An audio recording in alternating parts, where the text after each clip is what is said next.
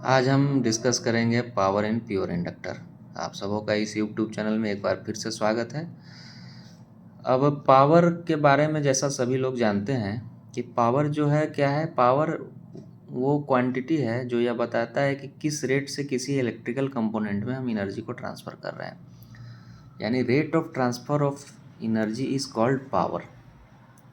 ठीक है। तो इंडक्टर के बारे में हमने स्टार्टिंग वीडियो में, आप ध्यान दें, मैंने बताया था कि इंडक्टर एक ऐसा एलिमेंट है जो मैग्नेटिक फील्ड में एनर्जी को स्टोर करता है। ठीक है। तो पावर क्या हो जाएगा, इस एनर्जी के स्टोर करने या रिलीज करने का जो रेट है वही पावर हो जाएगा। बेसिकली यही पावर है। अब ये पावर इसको कहाँ से मिलेगा, तो इसके लिए हम एक सोर्स लगा रहे हैं। सोर्स क्या है, वो वोल्टेज सोर्स है जो इसमें करंट सप्लाई कराएगा। ठीक है। ये अल्टरनेटिंग वोल्टेज है, एक साइनसॉइडल वेव फॉर्म हमने लिया है जो सिंपलेस्ट वेव फॉर्म है। ठीक है। इसमें आप देखिए, ये जीरो से ये वेव फॉर्म स्टार्ट हो रहा है 90 डिग्री पे, इसका वोल्टेज मैक्सिमम हो रहा है। 180 पे ये वोल्टेज फिर से जीरो हो जा रहा है। फिर अनदर हाफ साइकिल में 360 डिग्री पे जीरो हो रहा है। तो यहाँ से हमने वोल्टेज का एक साइकिल लिया है जिसमें हाफ साइकिल में वोल्टेज तो हमारा पॉजिटिव है और अनदर हाफ साइकिल में ये वोल्टेज निगेटिव है। ठीक है। अब करंट की बात करते हैं। जैसा कि हमने बताया था लास्ट वीडियो में कि करंट और वोल्टेज के बीच में क्या रिलेशन होता है। वो करंट जब इंडक्टर से फ्लो करता है तो उस करंट और वोल्टेज के बीच में क्या रिलेशन होता है, क्योंकि करंट को तो ये लैग करा देगा। इंडक्टर की प्रॉपर्टी होती है कि ये करंट के चेंज को अपोज करता है। तो ये करंट को कितना लैग कराता है, अगर ये प्योर इंडक्टर हुआ तो ये वोल्टेज से 90 डिग्री लैग कराएगा। यानी कि जब वोल्टेज हमारा जीरो है तो करंट हमारा यहाँ मैक्सिमम है, और वोल्टेज जब मैक्सिमम है 90 डिग्री पर, तो इस 90 डिग्री पर करंट हमारा क्या है, जीरो है। फिर 180 पे अगेन जब वोल्टेज जीरो हो रहा है तो करंट हमारा मैक्सिमम हो रहा है। यानी इस हाफ साइकिल में करंट का ये वेव फॉर्म होगा और इस हाफ साइकिल में करंट का ये वेव फॉर्म होगा। ठीक है। अब हम पावर निकालते हैं। तो पावर क्या होगा, पावर होगा V इंटू आई। अगर हम किसी टाइम पे पावर निकालें, सपोज हम इस जीरो टाइम पे पावर निकालते हैं, तो क्या होगा, जीरो इंटू ये आई होगा। आई का यहाँ चूँकि कोई वैल्यू है, आई तो जीरो है नहीं, तो जीरो से हम इस आई को मल्टीप्लाई करेंगे तो फिर हमें क्या होगा, जीरो। तो पावर का हमको एक पॉइंट इस इंस्टेंट पर क्या मिल गया, जीरो हो जाएगा।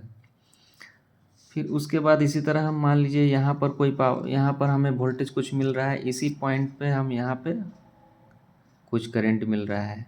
ठीक है। तो इस ये क्वांटिटी और एक क्वांटिटी को मल्टीप्लाई करेंगे तो हमको एक पॉइंट और मिल जाएगा। अब हमारा मैक्सिमम पावर कहाँ मिल रहा है, इस पॉइंट पे। इस पॉइंट में यानी यहाँ सपोज करें यहाँ एक करंट हमको मिल रहा है और यहाँ पर एक वोल्टेज मिल रहा है। ये दोनों मल्टीप्लाई होकर मैक्सिमम पॉइंट देंगे पावर का।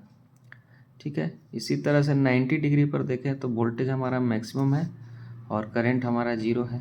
तो जीरो इंटू मैक्सिमम जीरो, तो पावर का यहाँ जीरो हो रहा है।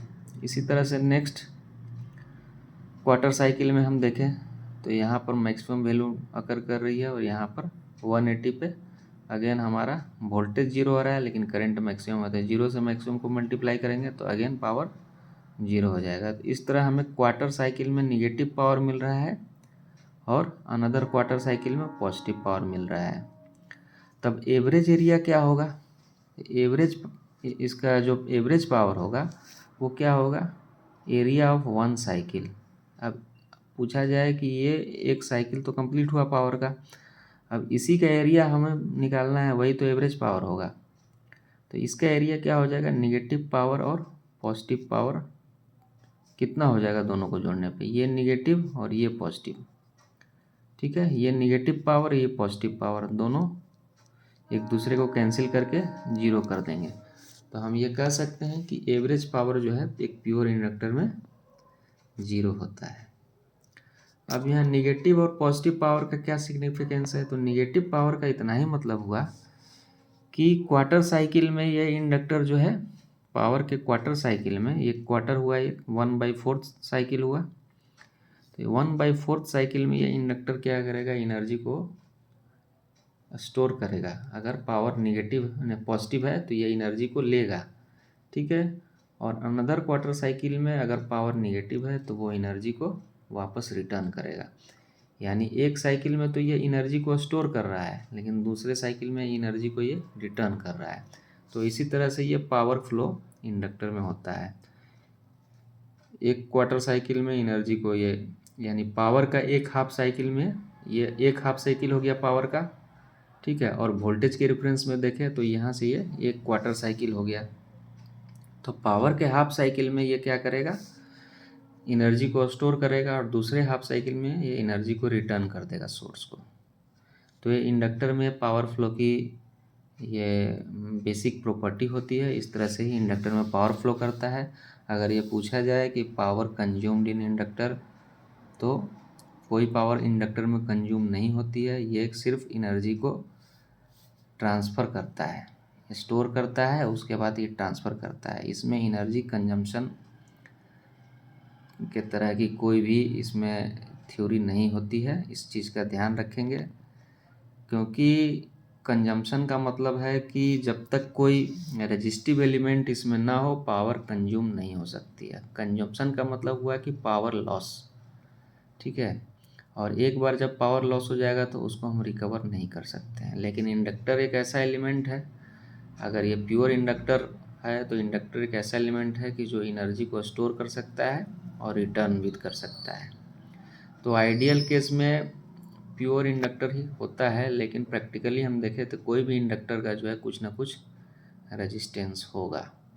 तो अगर आइडियल इंडक्टर की बात करें तो इसमें कोई भी पावर कंज्यूम नहीं होती है। ये सिर्फ एनर्जी को लेता है और वापस कर देता है, ठीक है। तो आज के लिए इतना ही, मिलते हैं अगले वीडियो में, तब तक के लिए बाय बाय।